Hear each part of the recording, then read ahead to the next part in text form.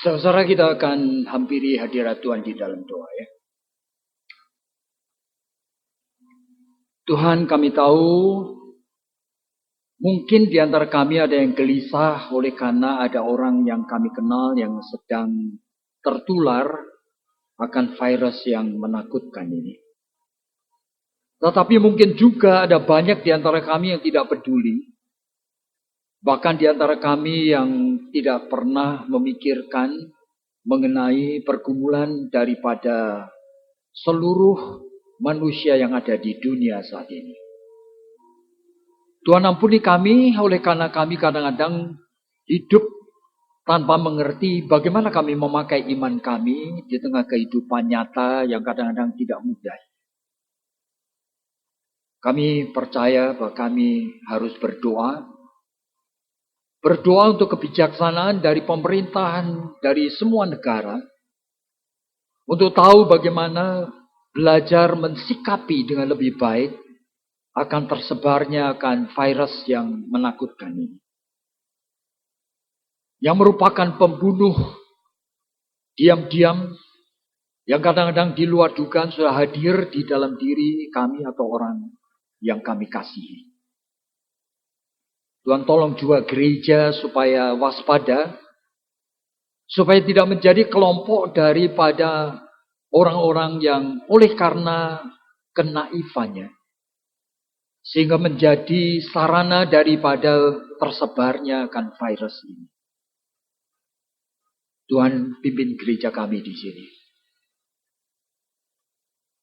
Jikalau saat ini kami secara khusus ingin memikirkan mengenai kebenaran firman Tuhan, di dalam kaitan dengan topik yang memang sudah dipilih oleh pimpinan gereja ini,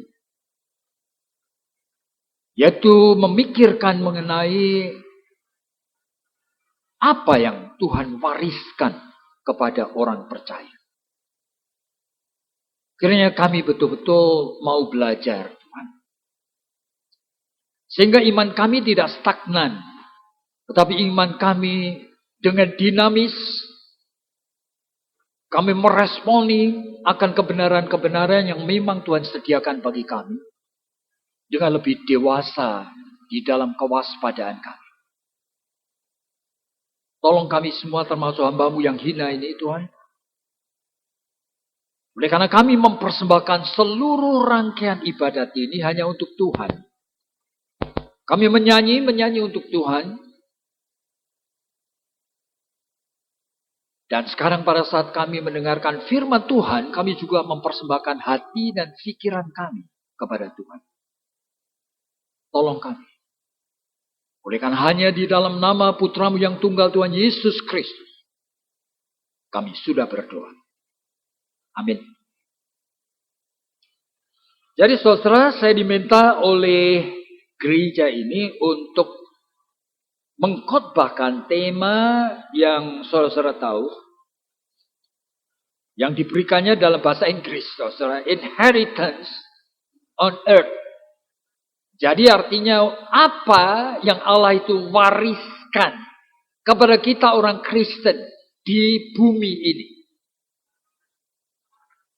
Jadi saudara, saya juga diberikan ayat yang perlu dibaca dan dipakai sebagai dasarnya.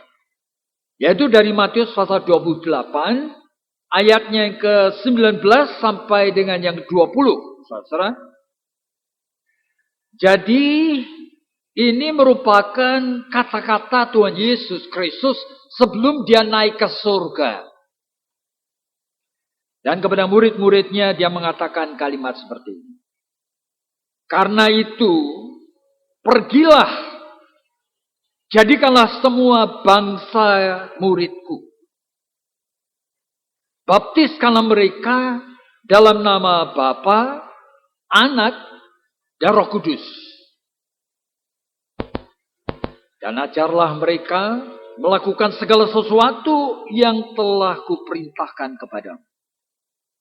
Ketahuilah, aku menyertai kamu senantiasa sampai kepada akhir zaman. Jadi saudara, ini adalah ayat yang dipilih dari hamba Tuhan di tempat ini untuk memikirkan mengenai inheritance on earth. Jadi apa yang sebetulnya Allah itu wariskan bagi kita orang Kristen di dunia ini? Apa yang sebetulnya saudara pikirkan yang mendengarkan tema seperti ini? Yang pertama kali ketika saya mendapatkan topik ini, saya berpikir heran sekali ya. Oleh karena di dalam perasaan dan pikiran saya seolah-olah tidak responsif begitu. Ngapain memikirkan topik-topik seperti itu? Padahal saya seorang hamba Tuhan. Kenapa saya tidak responsif?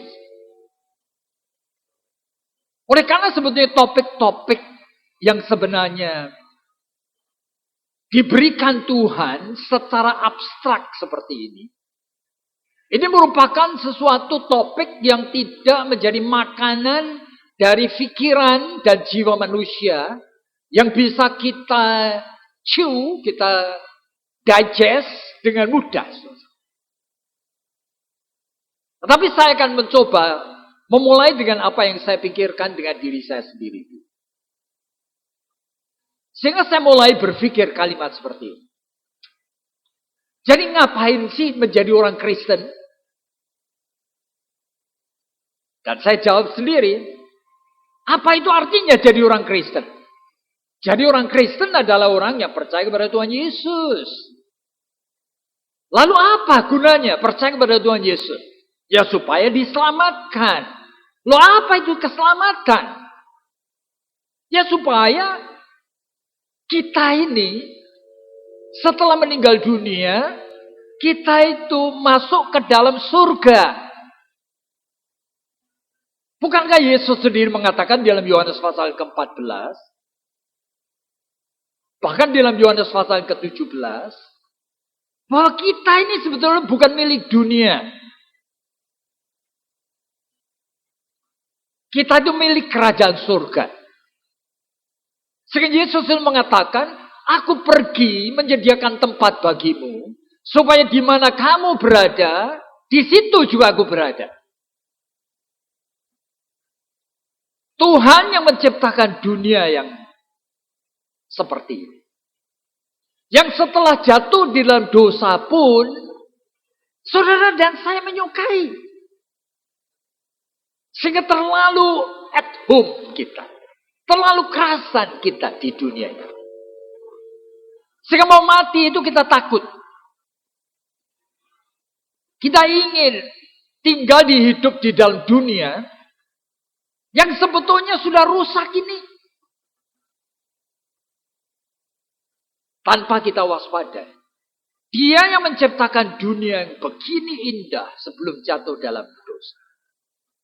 Masakan kita itu tidak percaya bahwa dia menyediakan surga yang entah berapa puluh, berapa ratus kali is more beautiful daripada hidup di dunia ini. Dan itu adalah apa yang Tuhan sediakan bagi setiap orang yang percaya. Dan sekarang persoalannya. Masalah inheritance. Itu masalah nanti di surga nanti.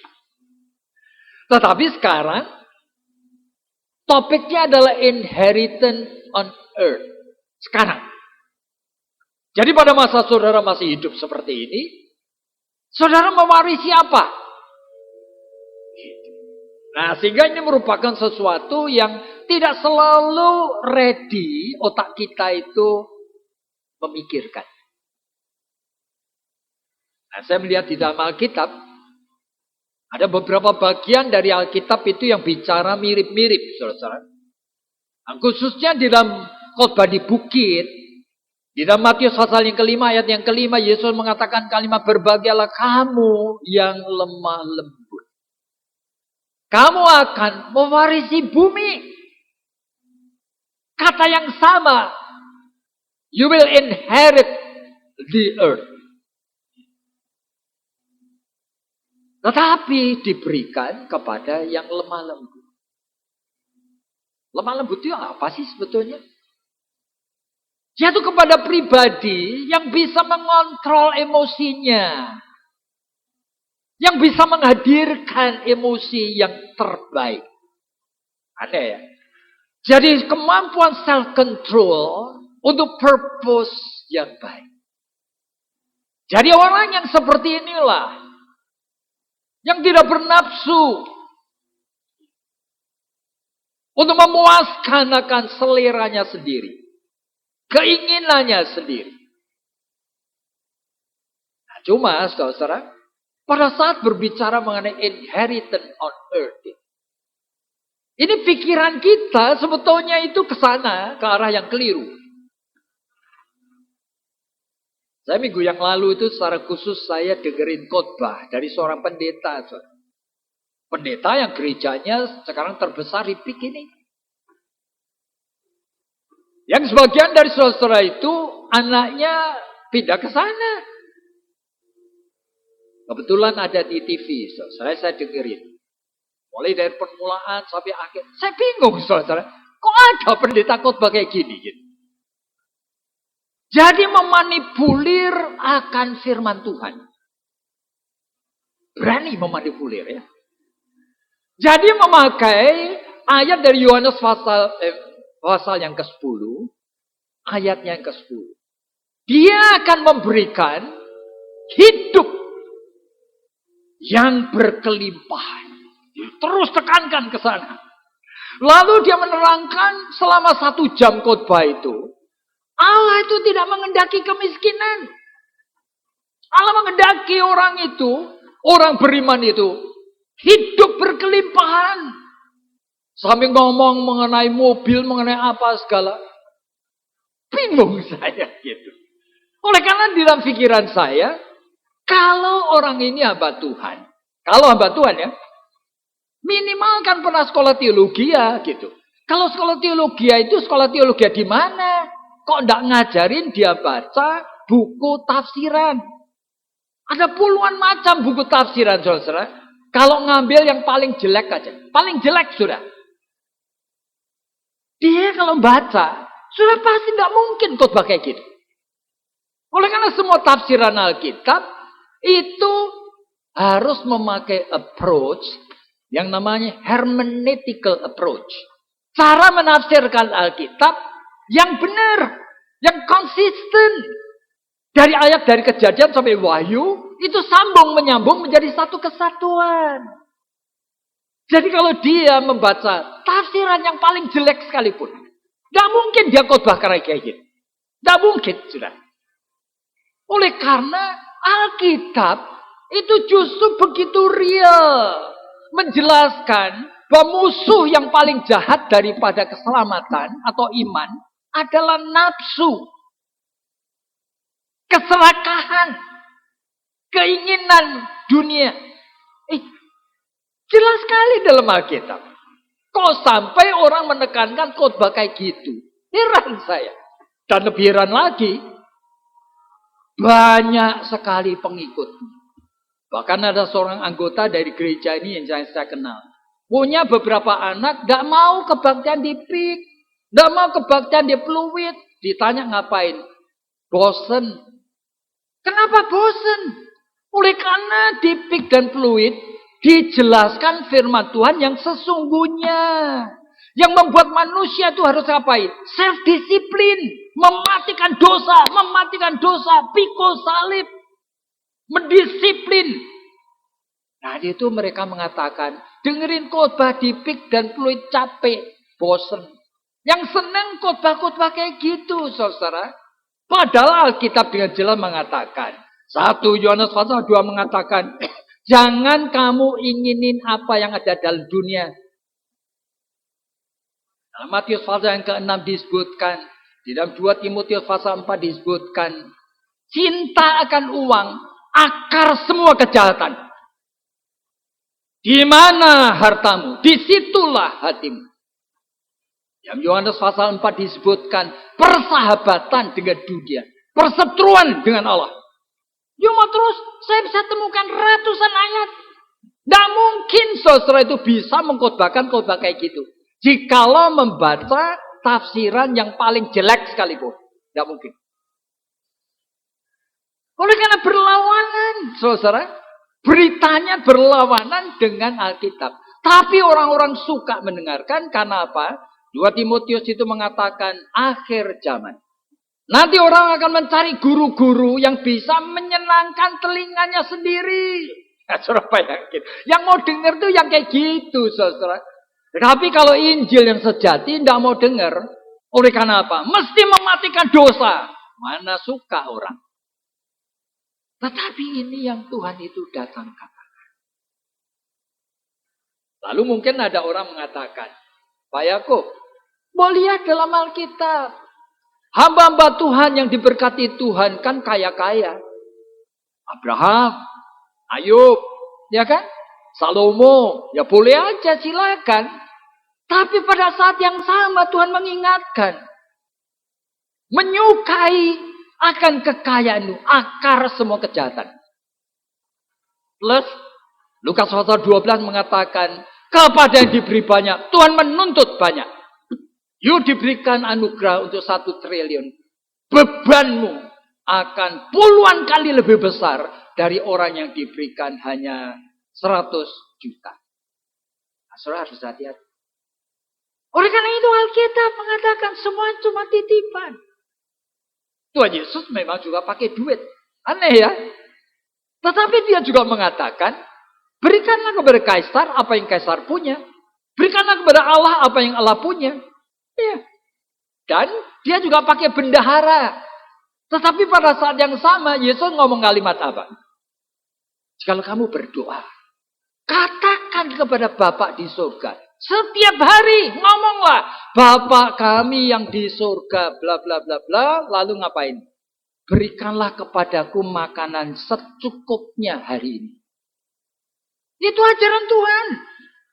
Yang Amsal Sulaiman pasal 30 mengatakan kalimat dengan jelas. Allah atau Tuhan, jangan beri kepadaku kemiskinan.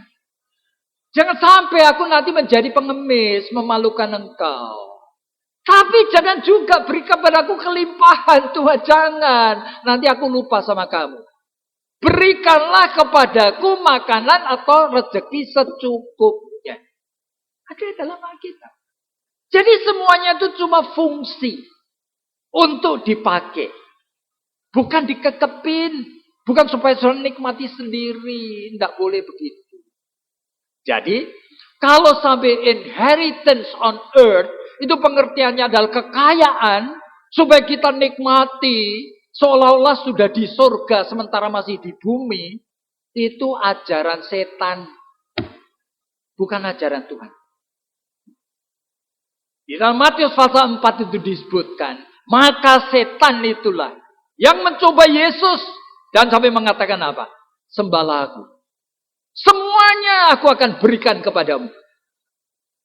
Ini setan yang ngajari. Yang 2 Korintus pasal 11, yuk jangan salah mengerti.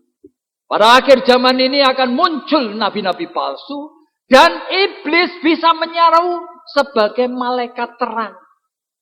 Pakai Alkitab. Bayangin. Pakai ayat Alkitab. Iya. Pakai nama Tuhan Yesus. Menyebut nama kasih. Menyebut nama mengenai berkat-berkat Tuhan. Tetapi dibengkokkan supaya saudara itu tidak menyukai lagi karya Allah yang sekarang sedang berlaku dalam hidupmu. Tidak menyukai lagi. Kamu tidak akan punya selera lagi. Karena karya Allah yang sedang berlaku dalam hidupmu membutuhkan self-disiplin. Kalau saudara itu tujuannya keselamatan hanya masuk surga, pasti setelah saudara terima Kristus, Tuhan bawa ke surga. Pasti begitu. Tapi realitanya kan enggak. Di dalam Yohanes pasal 17, Yesus dalam doanya tuh ngomong apa? Bapa, jangan ambil mereka dari dunia. Meskipun dunia itu memusuhi mereka, mereka bukan milik dunia lagi. Anak-anakmu ini loh, jangan ambil dari dunia. Lindungi saja mereka dari yang jahat. Oleh karena mereka harus ada di dunia untuk mengerjakan sesuatu. yang disebut sebetulnya sebagai inheritance on earth. Makanya saudara perhatikan ya. Bicara mengenai warisan Allah diberikan untuk orang percaya. Nah saudara, harus memahami. Sekarang kita hidup di dunia, Tuhan memberi warisan. Warisan apa? Apa yang paling bernilai di mata Allah? Sekarang diberikan kepada. Apa itu yang bernilai? Bagi Allah tidak ada hal yang lebih bernilai daripada melihat orang yang berdosa diselamatkan. Ya, satu orang diselamatkan, seluruh malaikat itu berpesta, bersukacita luar biasa. Hal yang paling berharga di mata Allah. Sekarang ini diberikan kepadamu dan saya untuk ngapain? Untuk diwariskan. Kitalah yang nanti membawa berita ini. Oleh karena apa? Seluruh dunia ciptaan Allah sudah jatuh kepada belenggu dosa. Sehingga di dalam Roma pasal 8 disebutkan semua ciptaan Allah, bukan hanya manusia, tapi semua aspek mengerang-erang minta dibebaskan dari jerat sia-sia. Di dalam Roma pasal 8. Sehingga Tuhan memberikan hak istimewa kepada siapa? Kepada anak-anaknya, orang percaya. Supaya ngapain? Supaya membebaskan semua karya Allah, ciptaan Allah ini, dari dosa. Nah, ini disebut sebagai inheritance. Ini privilege, hak istimewa. Saudara ingat, ketika Jokowi itu the second term, ya kan, dipilih jadi presiden lagi. Selama lebih kurang 2 bulan, apalagi 1 bulan sebelum dia umumkan kabinet kerjanya. Waduh, di TV, di koran, luar biasa orang mikir ini bahkan itu, Bang. Dan ketika hari tiba, saya melihat wajah manusia itu yang penuh sukacita. Nadiem Makarim. Lalu siapa? Erick Thohir. Ya kan? Lalu Dr. Terawan itu. Ya kan? Lalu bahkan Prabowo. Dan sebagainya. Persis seperti anak kecil. Saudara-saudara. Sukacita luar biasa. Kenapa dipilih? Rela keluarkan duit sebanyak-banyaknya, rela mengemis-nemis, minta jatah. Padahal kalau mau menjadi kabinetnya Jokowi, you akan dicaci maki orang. You harus kerja 24 jam sehari. Kok mau? Aneh ya saudara. Oleh karena manusia itu punya dream of dignity. Jadi merindukan dirinya dihargai. Dan untuk itu, dia rela.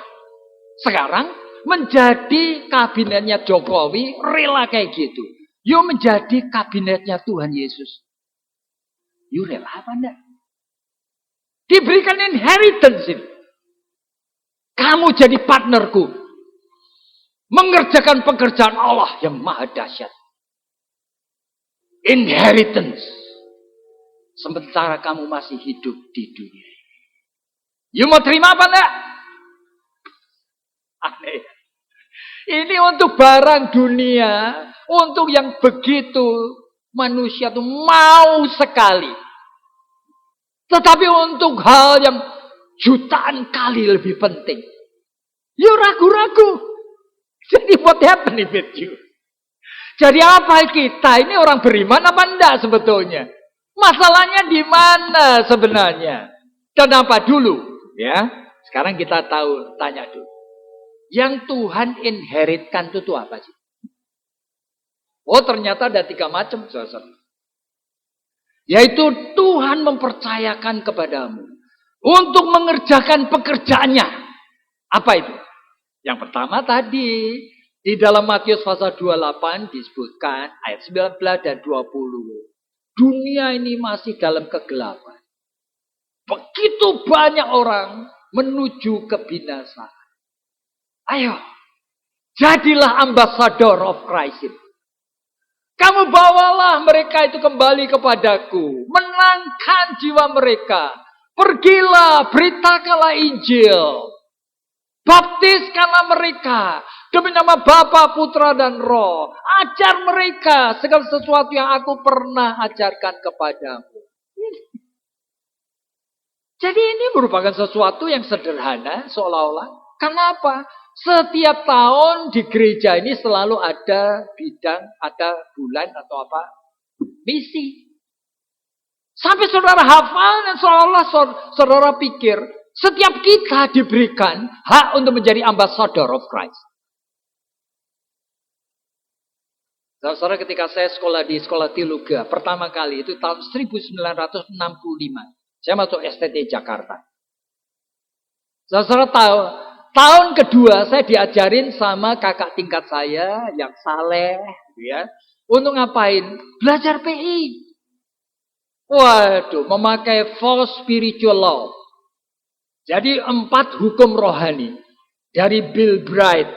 Itu dari Campus Crusade for Christ. Dia mengatakan kalimat sederhana aja. You mau mengabarkan Injil? Gampang. Pakai 4 ayat aja, sudah. Ayat yang pertama, katakan kepada orang itu. Roma 3 ayat 23. Semua orang sudah berbuat dosa. Kamu berdosa apa enggak? Nah, lalu Roma 6 ayat 23. Kamu tahu enggak? Upah dosa itu maut. Tetapi kasih karunia Allah hidup yang kekal. Lalu kasih ayat yang ketiga. Yohanes pasal 3 ayat 16. Karena demikian besar kasih Allah. Sehingga dikaruniakannya anaknya yang tunggal. Supaya barang siapa yang percaya tidak binasa. Melainkan hidup yang kekal. Kemudian kasih ayat yang keempat. Kisah Rasul-Rasul 16 ayat 31. Percayalah kepada Tuhan Yesus. Kamu akan selamat. Waduh. Saudara, saat itu saya usia 17 tahun. Saya nekat sekali. Dulu pergi ke daerah Senen sana. Senen itu dulu daerah ada rel kereta api itu. Itu daerah pelacuran. Tapi kami nekat. Dan saya ingat sekali. Siapa aja kami injili. Ada seorang tukang rokok itu. Baru saya keluarkan 2 ayat. Sudah bertobat. Ajaib sekali. Sampai dia ngomong. Nah, gereja mana yang terdekat? Saya mau ke gereja minggu ini. Saya langsung sebutkan. Dekat Senen itu. GKI Kuitang. Itu sebelahnya toko buku itu. Ajaib. Tapi ini nekat. Nekat itu berbahaya sekali. Nah, sehingga pada suatu hari seorang dari Coral Ridge Presbyterian Church, James Kennedy, mulai melihat dan membuat sesuatu approach yang lain. Dia mengatakan, tidak setiap orang Kristen boleh mengabarkan Injil. Oleh karena apa? Yang boleh mengabarkan Injil hanya orang Kristen yang betul-betul sudah bertobat. Yang boleh mengabarkan Injil orang Kristen yang tumbuh dewasa secara rohani. Kalau tidak bisa. Oleh karena ini bukan sembarangan.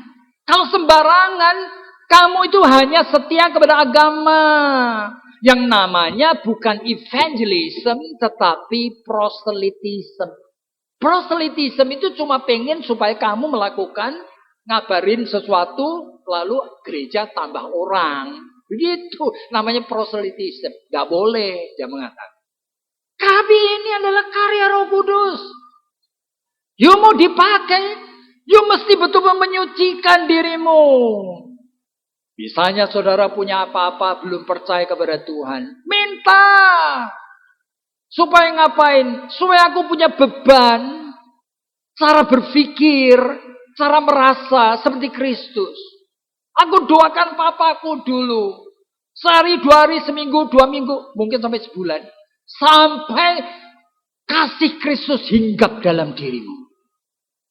Mulai kamu lihat papamu. Dengan pandangan dan perasaan Kristus. Nah, itu kamu mulai siap ini.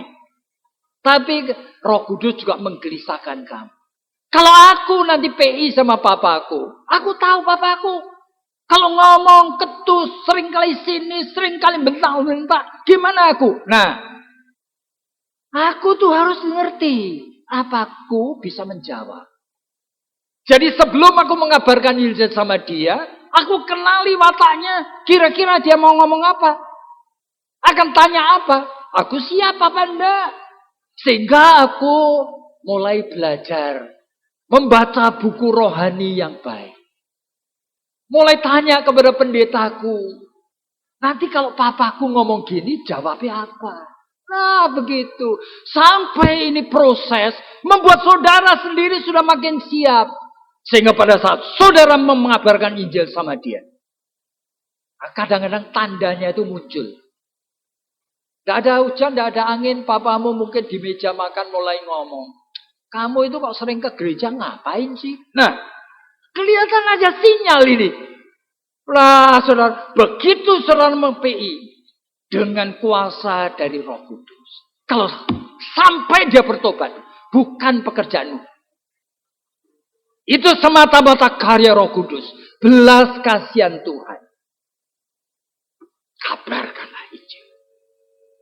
Sehingga meskipun ini adalah tugas, bahkan disebutkan sebagai inheritance yang Tuhan berikan kepada orang percaya on earth, di bumi. Tapi tetap kita harus handle it with care. Hati-hati kita. Oleh karena apa ini terlalu berharga. Jangan sampai nanti ini justru dicemooh. Bukankah Tuhan Yesus mengatakan, jangan sampai kamu mengabarkan Injil. Mirip seperti membuang mutiara sama babi. Nanti mutiaramu diinjek-injek. Nama Tuhan nanti dihujat-hujat. Jangan. Kita ini hanya alat. Mau siap apa dah? Ya inilah.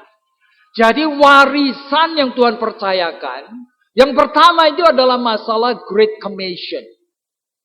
Tapi yang kedua, seperti Kejadian pasal pertama mulai ayatnya ke-26. Kenapa? Oleh karena di sana nyata sekali pikiran Tuhan. Tuhan ngomong apa? Mari kita membuat manusia. Maka diciptakannya laki-laki dan perempuan sesuai dengan gambarnya, maka berfirmanlah Tuhan. Beranak cuculah. Penuhi bumi. Taklukkan bumi. Kerjakan bumi. Lah, ini mulai pikir kita.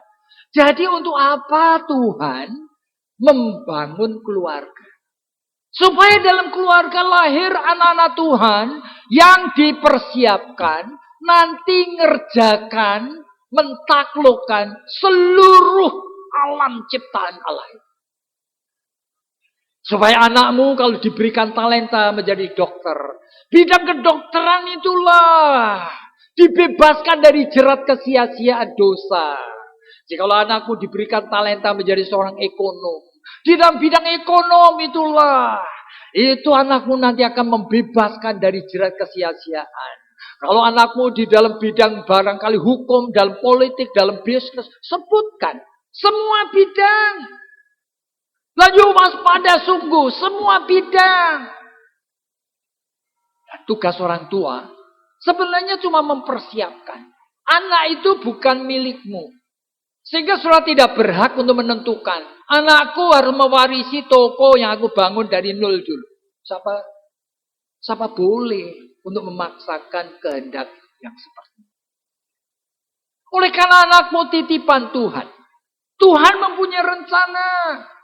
Kalau dia barangkali diberikan talenta menjadi guru taman kanak-kanak, saudara mesti rela. Meskipun nanti gajinya itu kecil. Tapi Tuhan ingin supaya bidang pendidikan anak TK dibebaskan dari jerat dosa. Ini rencana kekal Tuhan, saudara. Dan di tengah 1001 macam jenis profesi seperti ini, saudara perlu waspada juga. Tugas saudara cuma memberikan kebutuhan primer pada anak. Anak usia 0 sampai 2 tahun. Dalam psikososial saudara mesti memberikan bekal supaya bisa percaya. Percaya apa? Percaya pada Tuhan, percaya diri sendiri, percaya sesama manusia. Ya, melalui apa? Melalui kamu mencintai dia. Kalau kamu tidak mencintai dia, rasa trust itu tidak akan tumbuh. Bayangin aja seorang anak usianya baru 2 bulan. Kalau mamanya, kalau dia malam nangis oleh karena sakit perut, mungkin ngompol, mungkin ngobrol. Mamanya merasa terganggu. Diambil anak itu dengan kasar. Dia kasih minum dengan kasar, ganti popoknya kasar, suaranya tidak enak. Nah bayangin. Meskipun orang tua itu mengaku dari mulutnya aku mencintai anakku. Tapi jiwa anak itu bereaksi. Reaksinya, saya tidak percaya manusia. Aneh. Manusia pertama yang hadir dalam hidupku, kehadirannya itu setiap kali membuat aku takut. Membuat aku itu gelisah. Sehingga dia tidak bisa mengembangkan trust. Nanti seumur hidup, saudara, dia sulit sekali kerja sama orang. Dia tidak bisa berterima kasih untuk pelayanan dan pengorbanan orang kepada dirinya. Tidak bisa, saudara. Makanya orang tua harus memberikan bekal trust. Nanti 2-3 tahun bekal otonomi. 3-4 tahun bekal inisiatif. Terus hanya memberikan bekal orang tua. Nanti dengan sendirinya pada usia remaja, anak itu akan kenal. Saya menyukai untuk menjadi seorang dokter, Pak. Aku pengen sekolah kedokteran. Silahkan. Orang tua nanti memberikan kebutuhan finansial. Pak, aku pengen sekali untuk menjadi seorang tanda petik lawyer, Pak. Hakim. Silakan. Itu adalah tujuan dari hidup yang Tuhan mau. Sehingga nanti mereka semua itu bisa mengerjakan semua karya Tuhan di dalam mandat budaya. Nah, saudara hati-hati. Di tengah dunia yang berdosa ini, ternyata setan itu menghadirkan anak-anak kegelapan. Nah, saudara kalau mau tahu, di dalam Kejadian pasal keempat, pada masa manusia masih hidup di dalam apa? Zaman batu. Lalu disebutkan anak Kain, lalu Lameh, lalu siapa? Loh, kemudian disebutkan ada anak yang namanya Tubal Kain. Ada yang namanya apa? Luar biasa sekali. Disebutkan apa? Mereka semuanya inovator. Penemu alat musik. Penemu membudidayakan ternak. Penemu akan ini, penemu itu. Kenapa sih Alkitab kok ngomong kayak gitu? Supaya manusia sadar. Kalian hidup dalam dunia yang mengatur profesi-profesi kerja. Ternyata lebih agresif anak gelap. Menghadirkan jenis pekerjaan yang sebetulnya tidak perlu. Nah, kalau pekerjaan yang Tuhan itu sediakan, hanya pekerjaan memanusiakan manusia. Menjadi dokter, menjadi pendidik, menjadi psikolog, menjadi politikus. Ya, menjadi musikus. Itu memanusiakan manusia. Nah, tapi ada pekerjaan Tuhan sediakan, yaitu ngapain? Menggarap ciptaan Tuhan. Membuat mesin. Membuat macam-macam melalui keahliannya dalam matematika, dalam fisika, membuat macam-macam hal yang ajaib. Mentaklukkan dunia ini. Membuat pesawat ulang-alik dan sebagainya. Sampai membuat HP yang saudara pakai. Sehingga mengherankan sekali oleh karena apa? Sekarang ini makin murah sekali. Dan saudara-saudara bisa melihat tanda petik apa? Seperti pembantu saya punya 2 HP. Dia itu bisa hihi dengan cucunya di desa sana. Tapi bukan itu aja. Kalau dia mau, dia bisa melihat akan pertandingan sepak bola pada saat yang sama, detik yang sama di Brasilia. Bahkan kadang-kadang di Zoom gitu, kita lihat apa? Bolanya dan lihat rumputnya. Ajaib sekali manusia. Jadi ini teknologi.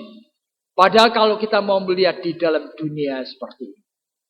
Albert Einstein itu baru pakai 2% otaknya. Sudah bisa kayak gini, saudara. Apalagi nanti kalau pakai 10%, 20%, seperti apa? Nah, hati-hati. Tuhan menyediakan macam-macam pekerjaan, ribuan macam pekerjaan untuk menggarap ciptaannya.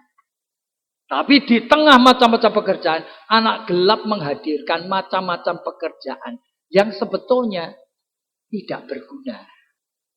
Tetapi ada dua macam. Ada pekerjaan yang Tuhan tetap izinkan. Tidak dilarang, izinkan. Tapi Tuhan mengingatkan, ini sebetulnya bukan pekerjaan dari Tuhan. Ya kan? Bikin es krim, bikin permen, bikin roti, restoran, salon. Itu hanya pelengkap hidup. Bahkan menjadi pemain olahraga. Ini pelengkapan aja. Saudara bisa membayangkan orang pagi, siang, malam latihan golf. Pukul bola kecil hanya masukkan bolongan kecil. Untuk apa? Dan ini dunia menghadirkan ini sebagai profesi yang ditepuki tangan. Orang kagum. Kagum ngapain? Bolanya yang gelinding masuk bolongan. Aduh saudara-saudara. Dunia ini aneh sekali. Orang-orang seperti itu kaya raya. Menjadi pemain sepak bola, soccer. Kaya raya luar biasa sekali. Itu ciptaan anak kegelapan. Dan Tuhan masih izinkan. Tuhan tidak larang. Meskipun fungsinya mestinya cuma untuk olahraga. Untuk rekreasi. Tapi bukan profesi, saudara. Jikalau anak-anak saudara, tujuannya profesinya menjadi pemain sepak bola. Saudara bukan orang Kristen. Karena saudara tidak ngerti. Tuhan di dalam mandat budaya menginginkan cuma dua arus ini. Memanusiakan manusia atau menggarap ciptaan. Yang lain hanya pelengkap aja. Boleh main sepak bola. Jangan menjadi profesional soccer player. Boleh suka main golf. Jangan menjadi profesional golfer. Oleh karena apa? Saudara keliru memakai akan otak, perasaan, pikiran, kemampuan saudara. Fokus kepada sesuatu yang sekunder. Nah, cuma anak gelap juga menyuntikkan jenis pekerjaan lain. Yang Tuhan biarkan. Tidak mungkin Tuhan itu yang suruh. Membuat minuman keras. Tempat penjudian. Tempat pelacuran. Tidak mungkin dari Tuhan. Semuanya dari setan. Termasuk pabrik rokok. Entah itu bentul, entah itu jarum. Semuanya dari setan. Sehingga you mau membuat advertensi rokok. Terpaksa harus nulis kalimat seperti ini. You mau minum rokok. You akan kanker paru-paru. You akan impoten. You akan apa? Disebutkan semua. Oleh karena apa? Oleh karena tidak bisa orang menolak realita. Bahwa ya itulah. Akibat kalau kamu minum rokok. Tapi tetap. Dunia sudah dikuasai. Sehingga seluruh dunia itu. Semua yang dipakai pemerintah. Barangkali 20% dari cukai tembakau. Lah saudara hidup di dalam dunia seperti itu. Sekarang diberikan inheritance on earth. Untuk mengerjakan mandat budaya. Ya saudara ngerti. Saya harus berhadapan dengan realitas seperti ini. Supaya ngapain? Aspek-aspek hidup ini. Bisa dikembalikan lagi untuk memuliakan nama Tuhan. Karena yang ketiga. Tuhan memberikan inheritance on earth. Supaya saudara dan saya itu menjadi garam dan menjadi terang dunia. Saudara jangan lupa. Meskipun kita tidak bisa uraikan semuanya. Tetapi saudara menjadi garam. Itu memang fungsi yang penting sekali. Healing, fungsi menyembuhkan. Preserving, fungsi memelihara. Jadi daging itu bisa dipertahankan. Sampai barangkali berhari-hari. Mungkin berminggu-minggu. Oleh karena digaramin. Dan memberikan taste. Sehingga kehadiran saudara dan saya di tengah dunia ini. Harus memberikan pengharapan. Untuk hidup. Untuk kesempatan. Untuk bisa menikmati anugerah Tuhan. Dan saudara hadirkan. Melalui interaksi dengan orang lain. Saudara berfungsi sebagai salt of the earth. Kemudian bagaimana dengan terang? Terang ini ajaib. Oleh karena terang dari Tuhan. Sebetulnya itu. Bahkan terang yang Tuhan ciptakan. Manusia tidak bisa lihat sama mata. Iya. Saudara, ada seorang saintis itu membuat suatu research. Ada satu ruangan besar, gelap gulita, ditembakkan cahaya. Cahaya itu memotong akan kegelapan itu. Jelas sekali. Tapi kemudian ruangan itu dipompa. Vakum sudah, tidak ada udaranya. Sekali lagi ditembakkan cahaya. Mata manusia tidak bisa lihat. Benar. Kenapa? Karena tidak ada reflektornya. Tadi bisa lihat oleh karena ada apa? Ada partikel-partikel udara. Ada partikel dari air. Ada partikel O2 itu. Ada partikel debu-debu. Yang membuat manusia bisa menangkap ada cahaya. Kalau itu semua hilang, saudara tidak bisa lihat apa-apa. Makanya Alkitab. Hanya Alkitab yang ngomong. Terang itu datang ke dunia. Dan dunia itu tidak mengenalinya. Terang itu ajaib. Meskipun di dalam Milky Way kita ini. Sumber terang itu cuma matahari. Ya toh? Tapi saudara-saudara terang matahari ini pun. Saudara perlu waspada. Oleh karena apa? Oleh karena 18 tahun satu kali terang matahari bisa ditutupin oleh benda yang kecil. 1/300 dari matahari. Apa itu? Bulan. Aneh sekali. Jadi benda yang begitu gede bisa tertutup rapat, gelap gulita. Yaitu pada masa gerhana matahari. Nah, itu mengingatkan kepada kita, meskipun dosa kita itu kecil. Tapi untuk orang tertentu, seumur hidup tidak pernah bisa melihat lagi terang cahaya dari Tuhan.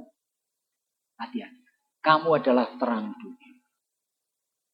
Ini sesuatu realita yang ajaib. Oleh karena terang itu, cahaya itu bergerak dengan kecepatan 186.300 mile per detik. Bayangkan.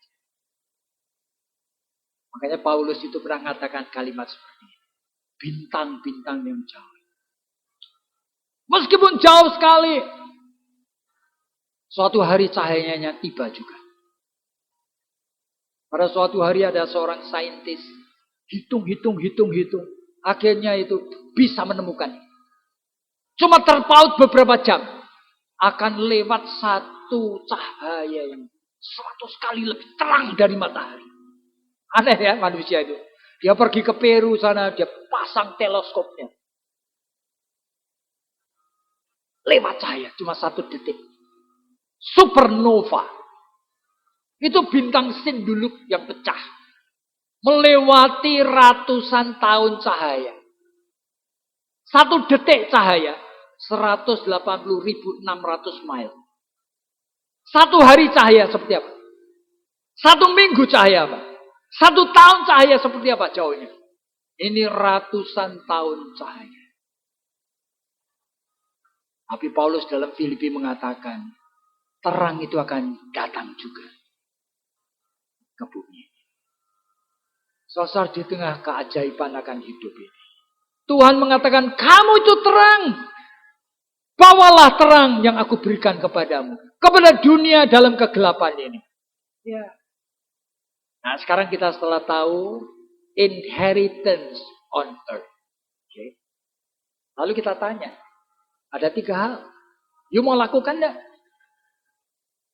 Tadi kabinetnya Jokowi menggebu-gebu kita, ambasadornya Kristus. Kepingin apa enggak? Ya, sekali. Oleh karena sebagian besar dari orang Kristen itu apa? Cuek. Indifferent. Sudah dengar, ngerti. Kenapa? Oleh karena ini masalah spiritual. Ini bukan masalah psychological, saudara. Kalau psychological, kalau make sense, saudara itu bereaksi. Tapi ini masalah spiritual. Di mana roh saudara tidak berkuasa menjawab. Kenapa begitu? Saya akan akhiri dengan satu hal. Alkitab itu berbicara dalam Matius pasal 15 bahwa semua dosa yang mempengaruhi pikiran dan perasaan kita, Sebetulnya sumbernya, tempat sembunyinya itu di mana? Alkitab mengatakan, dalam hatimu. Aneh. Hati itu kardia. Kardia, kalau ada istilah kardiolog, itu kan ahli jantung, dokter jantung. Tapi hati dalam Alkitab tidak sama dengan jantung. Hati tidak sama dengan liver. Hati dalam Alkitab itu tidak ada bendanya, saudara. Ini adalah internal condition. Ada dalam batin, saudara. Ini tempat sembunyinya semua dosa. Dan harus dibersihkan dari dosa dulu. Makanya di dalam Ibrani pasal 4. Seperti pedang bermata dua itu menembusi hatimu. Supaya kamu mempunyai kesadaran dalam hatimu itu. Motivasi tujuan yang masih tidak sesuai dengan kehendak Tuhan. Tapi hati ini, kondisi ini, ternyata berubah-ubah. Tuhan memberikan pengharapan, sehingga di dalam hati manusia, Tuhan memberikan dua macam anugerah. Anugerah yang pertama namanya common grace. Oleh karena common grace, hati semua manusia berubah menjadi hati nurani. Dari kardia, sekarang menjadi sunedeisis. Sehingga orang non-Kristen pun menjadi orang baik. Ngerti kalau salah itu say sorry. Ngerti mencintai anak-anaknya. Mengerti sekali menghormati orang tuanya. Mengerti membantu orang miskin. Semuanya oleh karena apa? Common grace dari Tuhan hadir dalam hati. Sehingga jadi hati nurani. Tapi bagi orang Kristen tidak cukup common grace. Tuhan memberikan special grace. Sehingga hati nurani saudara. Ya, disebutkan oleh Ibrani pasal 9. Dibersihkan dengan darah Kristus.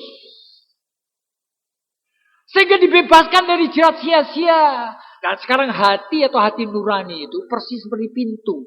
Begitu dibersihkan dari dosa, pintu itu buka. Lalu yang terjadi apa? Roh saudara itu bisa keluar. Tadinya pintu itu tertutup. 99% orang Kristen dengerin khotbah cuma gelisah. Tidak berdaya.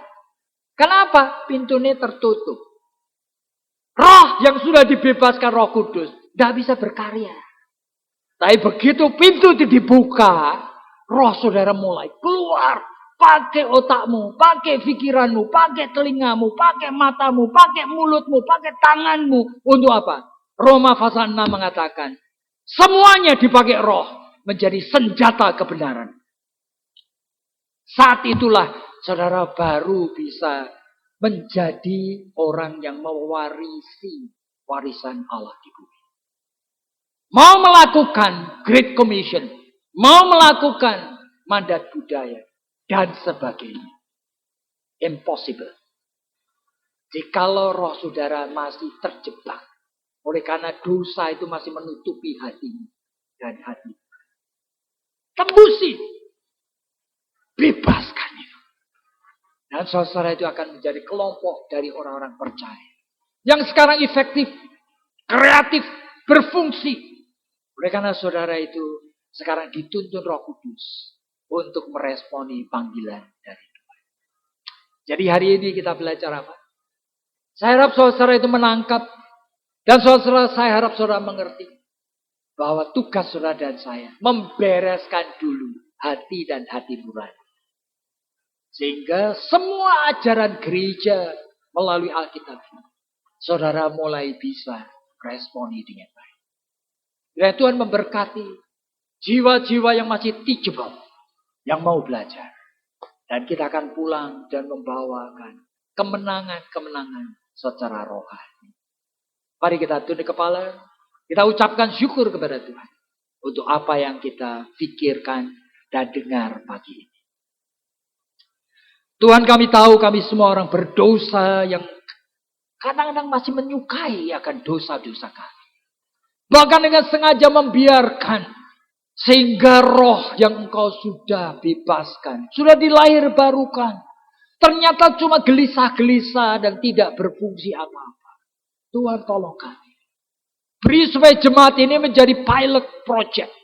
Kelompok orang Kristen yang mulai menghidupi imannya di dalam perbuatan nyata. Sehingga mewarisi akan hak istimewa dari Tuhan. Mereka mau mengerjakannya. Tuhan dengar doa kami. Tolong kami yang lemah ini. Berkati setiap individu. Yang di dalam kelemahannya mengulurkan tangan kepadamu. Dan mengatakan, Tuhan Yesus peganglah tangan kami. Bimbinglah jalan kami. Oleh karena hanya di dalam nama-Mu yang kudus kami sudah berdoa. Amin.